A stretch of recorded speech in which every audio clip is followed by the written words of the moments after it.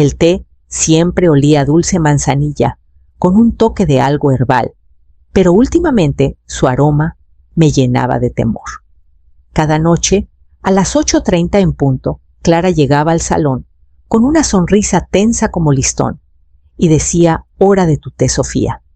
Antes pensaba que era un gesto amable. Ahora no estaba tan segura. Esa noche, su golpe en la puerta llegó como reloj. Entró con la misma calidez que usaba como perfume, medida, agradable y vagamente ensayada. «Aquí tienes», dijo colocando la taza de porcelana suavemente en la mesita a mi lado. «Te ayudará a descansar». Su tono sonaba como una orden envuelta en seda. Tomé la taza con ambas manos, asentí en agradecimiento y la vi retirarse por el pasillo. En cuanto desapareció, me levanté lentamente cuidando no hacer ruido. Mis articulaciones dolían, pero me arrastré hasta el fregadero de la cocina. Con manos temblorosas, incliné la taza y dejé que el líquido dorado se deslizara por el desagüe. Giraba como un veneno meloso. Enjuagué la taza rápidamente y volví al salón, colocándola en su lugar exacto, con unas gotas de agua dejadas a propósito para simular descuido. Mi pecho estaba apretado. Me sentía tonta, paranoica, incluso, pero la pesadez persistente en mis extremidades cada mañana me decía que esto no era imaginación. Algo no estaba bien. A la hora de dormir, me cambié despacio, me metí bajo la colcha y dejé que mi respiración se asentara en un ritmo pausado. La casa crujía suavemente como siempre, pero esa noche escuché con más atención. Conté los segundos. Me concentré en la quietud. Entonces llegó el leve chirrido del picaporte, el suave empujón de la puerta abriéndose. Pasos suaves cruzaron el suelo de madera. Mantuve los ojos cerrados, el cuerpo inmóvil. Sentí el aire cambiar cuando alguien se detuvo junto a la cama. Su perfume era sutil lavanda y cítricos. Lo conocía bien. Escuché su respiración lenta, controlada. Luego su voz tan baja que apenas rozaba el silencio. «Solo unas noches más». Se quedó un momento más. Luego se dio la vuelta y se fue. Esperé hasta que sus pasos se desvanecieron por completo, hasta que la casa volvió a quedar en silencio.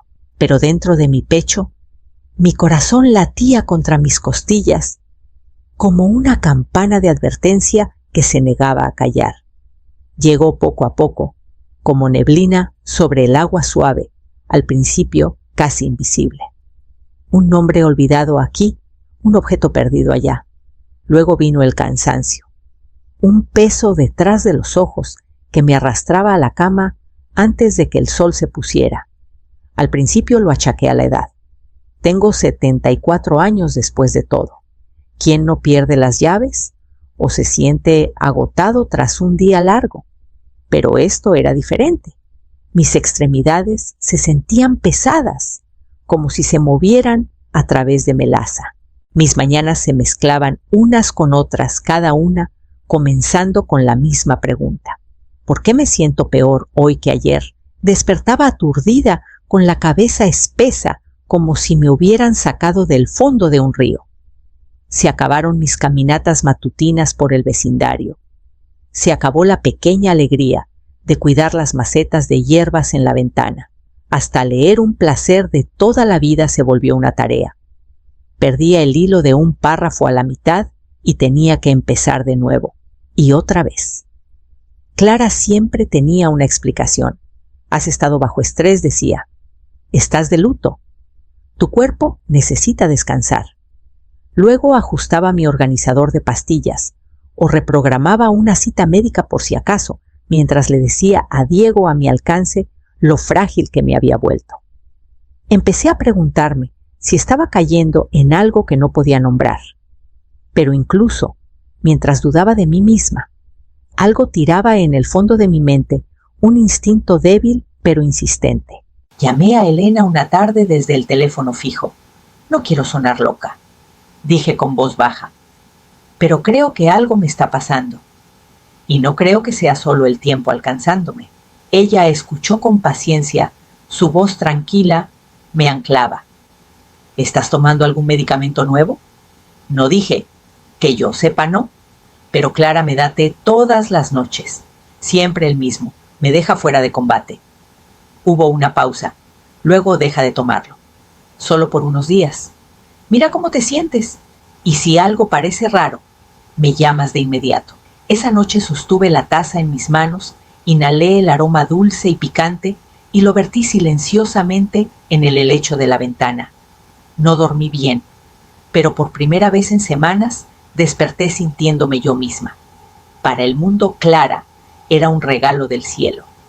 Los vecinos la adoraban, siempre la veían llegar con bolsas de súper, ofreciéndose a hacer mandados para la querida Sofía, sonriendo educadamente en las reuniones de la comunidad.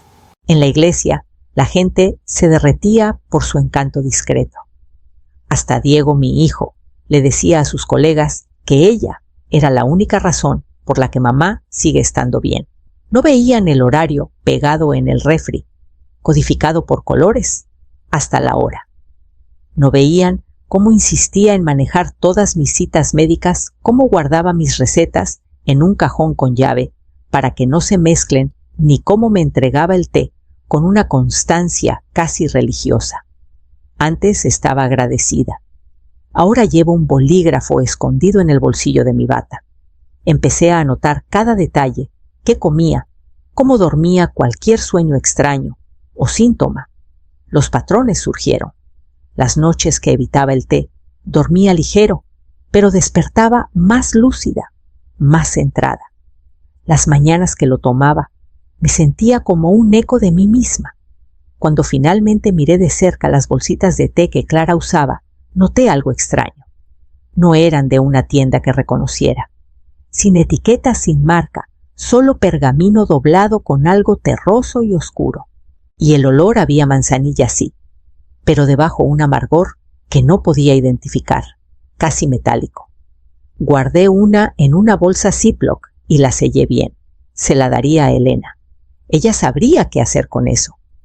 Ahora cada noche finjo, sonrío. Le agradezco. Llevo el té a mis labios y lo sostengo el tiempo suficiente para que se enfríe luego, lo vacío cuando no mira. Me he convertido en actriz en mi propia casa, manteniendo cuidadosamente la ilusión de que estoy frágil dependiente. Pero cuanto más evito el té, más me siento yo misma. Mi mente se aclara. Mi cuerpo se estabiliza.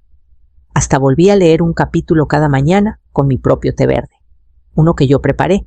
Y cuanto más clara se vuelve mi mente, más empiezo a notar cosas que nunca vi antes. La rutina era la misma de siempre. Después de la cena, Clara trajo el té en una bandeja de porcelana, su voz melosa. «Te ves cansada últimamente», dijo dejándolo en mi buró. «Esto te ayudará a dormir toda la noche». Sonreí, asentí, le agradecí. Se quedó un momento más de lo usual antes de salir y esperé hasta que sus pasos se desvanecieron por el pasillo. Me levanté en silencio, vertí el té en el helecho, que ya había bebido más que yo, y enjuagué la taza en el lavabo del baño. Volví a la cama, jalé la colcha hasta mi barbilla y ralenticé mi respiración hasta imitar el ritmo suave del sueño. Pasó el tiempo, no sé cuánto, pero entonces la puerta crujió al abrirse. Pasos ligeros cruzaron la habitación. Me mantuve inmóvil con los ojos cerrados, cada músculo relajado. El aroma de la loción de clara vainilla, con algo punzante debajo, flotó hacia mí mientras se paraba junto a la cama. Sentí su presencia cerniéndose observando. «Sigue fuera», murmuró. Dios, esto es demasiado fácil. No me moví, no me inmuté. Cajones se abrieron, papeles susurraron, el leve clic del pestillo de mi joyero. El sutil cambio en el aire cuando se agachó junto a mi caja fuerte y marcó el código estúpidamente, se lo había mostrado meses atrás, pensando que sería útil en caso de emergencia. Más susurros. Luego pasos de nuevo. Cuando me atreví a tomar una pequeña respiración, escuché el roce de la tela y vi a través de los párpados, apenas entreabiertos, una carpeta oscura desaparecer bajo su suéter mientras se giraba para irse. La puerta se cerró tras ella. Esperé sin moverme hasta que el silencio regresó, hasta que el único sonido en la habitación fue mi latido. Latía lento y constante mientras abría los ojos y miraba el techo, las sombras de la luz de la calle extendiéndose largas por las paredes. No sabía qué documentos había tomado, pero ahora sabía que no era solo una sospecha. Estaba pasando bajo mi propio tejado, bajo las narices de mi hijo. La noche siguiente seguí la misma rutina. Té intacto, luces apagadas, respiración suave y pareja bajo la colcha. Pero esta vez no esperé a que viniera por mí. Conté casi una hora antes de deslizarme de la cama, moviéndome silenciosamente por el suelo de madera. Mis pies descalzos evitaron cada crujido conocido. Por el pasillo, bajo el leve zumbido del refrigerador y el asentamiento de la casa, escuché algo más teclas, cliqueando una impresora amortiguada. Un resplandor azul pálido pulsaba por debajo de la rendija de la puerta del estudio. Me acerqué sigilosamente y me detuve justo antes del umbral. Clara estaba sentada frente a mi laptop con postura recta, dedos moviéndose rápido por el teclado. No estaba navegando, estaba hurgando. La vi pasar por cuentas, revisar estados de banco e imprimir página tras página detalles de mi retiro, registros de seguros, incluso una carpeta marcada Poder Notarial Duradero. Sostenía su teléfono contra el oído, su voz baja pero clara. Si el doctor firma la próxima semana, dijo, la trasladamos a una residencia, luego vendemos. Mi boca se secó. Tocó el ratón rápidamente, resaltando grandes bloques de datos financieros. No lo verá venir, añadió casi riendo. Todavía cree que le doy manzanilla. Es prácticamente sopa sedante. Levanté mi teléfono con manos temblorosas y tomé una foto de ella. En el escritorio, la pantalla de la laptop iluminada con mi información de cuentas. Nunca levantó la vista. Retrocedí tan silenciosamente como pude y me deslicé por el pasillo con el corazón galopando. De vuelta en mi cuarto, me metí bajo la colcha y me quedé ahí, atónita, incapaz de procesar por completo lo que acababa de ver. Esto no era solo manipulación o cuidado excesivo, era premeditado, coordinado, y mi hijo realmente no se daba cuenta o simplemente no quería verlo. La noche pasó lentamente y no dormí, no por miedo, sino por claridad. Ahora tenía pruebas, la había visto por lo que realmente era, y mañana comenzaría a contraatacar. Llamé a Elena a primera hora de la mañana, con la voz baja quebrada por el agotamiento. Contestó al primer timbre. Necesito verte, dije. Hoy. Nos encontramos en un pequeño café a 2 colonias de distancia. Escogí la mesa más alejada de las ventanas. Cuando se sentó frente a mí, saqué mi teléfono y se lo pasé sin decir palabra. Deslizó por la foto de Clara en mi laptop. Luego revisó los archivos que había transferido de mi diario, fechas, síntomas, frases que recordaba de sus susurros. Hasta registré el té que no tomé y cómo me sentí al día siguiente. Elena no parecía sorprendida, parecía furiosa. Esto es calculado, dijo. Necesitas un abogado. Hoy mismo. Ya tenía a alguien en mente, Mauricio Vega, un abogado de derecho de adultos mayores con quien había trabajado cuando aún ejercía. Esa tarde nos sentamos en su oficina llena de libros mientras revisaba las pruebas, sus ojos entrecerrándose con cada nueva página. No estás loca, dijo sin rodeos. Te están preparando para institucionalizarte y explotarte financieramente. Lo he visto antes, pero pocas veces tan meticuloso. Me dio una lista. Congelar cuentas innecesarias, revisar los documentos de poder notarial, presentar un reporte preliminar de fraude. Luego me miró a los ojos y dijo, no dejes que sospeche que sabes más. Cuanto más natural actúes, mejor. Necesitamos que esté confiada. Recomendó un panel toxicológico completo y sugirió instalar una pequeña cámara en mi cuarto, apuntando sutilmente hacia mis cajones, mi buró y la puerta. A la mañana siguiente, manejé al laboratorio para análisis de sangre. Luego, mientras Clara estaba de compras, instalé la cámara. La escondí detrás de una pila de libros de tapa dura, en el estante, con el lente asomando entre los lomos. Para cuando regresó, ya estaba en la mesa de la cocina, hojeando una revista como cualquier otra tarde tranquila. No notó nada. Esa noche, dejé el té en el buró sin tocarlo, apagué la luz y me quedé inmóvil, observando, esperando. El video era más claro de lo que esperaba. Lo vi en mi teléfono a la mañana siguiente, con las manos temblando mientras estaba en la mesa del desayuno con Clara, tarareando en la cocina a solo 3 metros. A las 12:04 de la madrugada, ella entró sigilosamente en mi cuarto, con pasos suaves y calmados sus movimientos ensayados.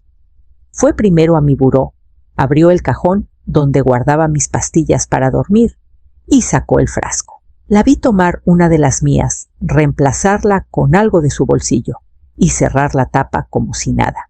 Luego fue a mi joyero, lo revisó con dedos rápidos, tomando fotos de los recibos de evaluación que guardaba doblados bajo las bandejas. Se agachó al cajón inferior de mi buró, hurgó en el archivo marcado Propiedades y tomó fotos de la escritura de mi departamento, el título de mi coche y la póliza de seguro, debida de la cuenta de Manuel Documentos que no había visto en años, pero seguía guardando organizados e intactos. Envié el video a Mauricio de inmediato. A mediodía, estaba en su oficina con las manos frías contra la silla de cuero, mientras revisaba el metraje, cuadro por cuadro. No dijo mucho, solo apretó los labios en una línea y levantó el teléfono. Esa misma tarde llegó el resultado de mi análisis de sangre: benzodiazepinas, suficientes para explicar la niebla, los apagones, el peso enfermizo en mis extremidades. Nunca me las habían recetado.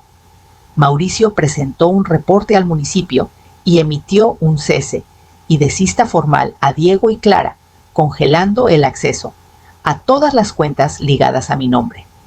Y aún así, esa noche Clara trajo el té. Tocó mi puerta, como siempre, sonriendo dulcemente. Pensé que querrías esto antes de dormir, dijo. Su tono no vaciló. Todavía creía que yo no veía nada. Acepté la taza con ambas manos y le ofrecí una sonrisa cansada. Justo al final del pasillo, detrás de la puerta entreabierta del cuarto de lavado, 2 oficiales uniformados esperaban en silencio escuchando. Tomé un sorbo lento, de nada tragué el silencio y esperé el momento en que todo se rompería. A la mañana siguiente puse la mesa como si fuera cualquier martes. Clara bajó en una bata de seda con el cabello recogido, sonriendo como siempre. Diego llegó minutos después, medio despierto y ya revisando su celular. Serví café en 3 tazas con manos firmes por primera vez en semanas. Luego dije: antes de comer quiero compartir algo. Diego levantó la vista. La sonrisa de Clara no titubeó. Saqué mi teléfono del bolsillo de mi cardigan y lo toqué. La grabación sonó fuerte y clara en el silencio cálido de la cocina. La voz de Clara inconfundible. Todavía cree que le doy manzanilla. Es prácticamente sopa sedante.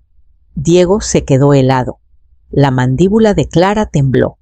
Deslicé un pequeño sobre por la mesa, resultados de laboratorio firmados y sellados. Esto es de un análisis toxicológico que hice hace 2 días, dije. Hay benzodiazepinas en mi sistema. Nunca me las recetaron. La voz de Clara rompió el silencio como una bofetada. Está confundida, dijo rápidamente. Esto es una locura. Sofía, no estás bien. Has estado olvidando cosas, perdiendo, como la contraseña de mi laptop, interrumpí, la que usaste para entrar a mis cuentas bancarias. Sus manos apretaron el borde de la mesa con los nudillos blancos. Es paranoica. Tú dijiste que necesitaba ayuda, Diego. Dijiste que estaba decayendo. Nunca dije... Comenzó, luego realmente me miró. Y en ese momento vio el miedo, el agotamiento y finalmente la verdad. Elena entró por la puerta trasera, sosteniendo una carpeta propia, correos impresos, copias de mi diario, incluso la foto de Clara con mi laptop. Los oficiales avanzaron entonces firmes pero calmados y le leyeron sus derechos a Clara. No habló. Su rostro estaba en blanco, pero sus manos temblaban mientras la esposaban. Diego no los detuvo. No dijo nada. Se quedó en una esquina de la cocina con los hombros hundidos, viendo a la mujer con la que se casó desmoronarse. Me senté lentamente insegura de si lo que llenaba mi pecho era alivio o algo más cercano al luto. La casa estaba más silenciosa después de que Clara se fue, pero no se sentía vacía. Se sentía recuperada. Diego empacó sus cosas una semana después de la detención. No dijo mucho, solo que necesitaba tiempo, espacio, otro lugar para pensar. No discutí. No intentó defenderla, pero el peso de su silencio durante esos meses colgaba pesado entre nosotros. Había visto cómo me apagaba y no había preguntado por qué. Ese tipo de ceguera deja cicatrices. Una vez que se fue, cambié las cerraduras. Actualicé mi testamento y revoqué el poder notarial médico que Clara alguna vez insistió que era solo un trámite. Moví mis finanzas a una cuenta privada con una firma recomendada por Mauricio. Todo estaba protegido con contraseñas con acceso que solo yo controlaba. Guardé los documentos originales en una caja fuerte que Elena instaló bajo el suelo en la habitación de huéspedes. La niebla se disipó día a día. Volví a ser voluntaria en la biblioteca local. La primera mañana que crucé esas puertas dobles, me sentí como alguien despertando de una larga enfermedad. La esquina de lectura infantil aún olía a pegamento de alfombra y crayones viejos, y sonreí más en una tarde que en meses. Viejos amigos se acercaron. Los dejé entrar. Un viernes ventoso por la noche, Elena y yo nos sentamos en el patio trasero con 2 vasos de mezcal y un tazón de almendras saladas entre nosotras. El sol se hundió detrás de los árboles y la última luz pintó el jardín de dorado. «No solo sobreviviste», dijo Elena, chocando su vaso contra el mío. «La desenmascaraste». No me sentía como heroína. Me sentía como alguien que había arañado su camino de regreso a tierra firme. 3 días después llegó una carta por correo. Mi nombre en el sobre con la letra de Diego. Adentro sabía lo que diría. Algo como: «Lo siento, te fallé. Creí en la persona equivocada. Espero que algún día podamos hablar». No la abrí. Todavía no. La puse suavemente en el cajón junto a mi cama y lo cerré sin hacer ruido. La tetera se apagó con un leve chasquido y alcancé la manzanilla que compré la semana pasada, orgánica brillante, con un aroma limpio. Puse las hojas sueltas en el infusor y sonreí mientras el agua se tornaba dorada. Nadie rondaba detrás de mí. Nadie insistía en que me sentara mientras se encargaban. Sin ojos que midieran sin tonos susurrantes. Solo yo, el suave zumbido del refrigerador y el canto de los pájaros a lo lejos. Llevé la taza al solarium y me senté en mi silla favorita, la del cojín gastado, y el reposabrazos deshilachado donde Manuel solía tomar siestas cada domingo por la tarde. La casa se sentía diferente ahora, no embrujada, sino limpia, no vacía, sino completamente mía. Alcancé la carpeta en la mesita y la abrí una última vez.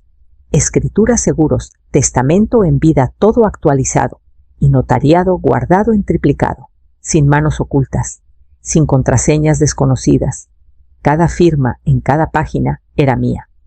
Tengo 74 años y por primera vez en años no me siento como la carga o el proyecto de alguien. No me siento manejada ni vigilada. Me siento soberana. Perder la confianza me dio claridad. Hacer como que dormía me permitió finalmente despertar. El sonido de llantas sobre la grava me sacó de mis pensamientos. Miré por la ventana y vi el viejo sedán de Elena entrando al camino.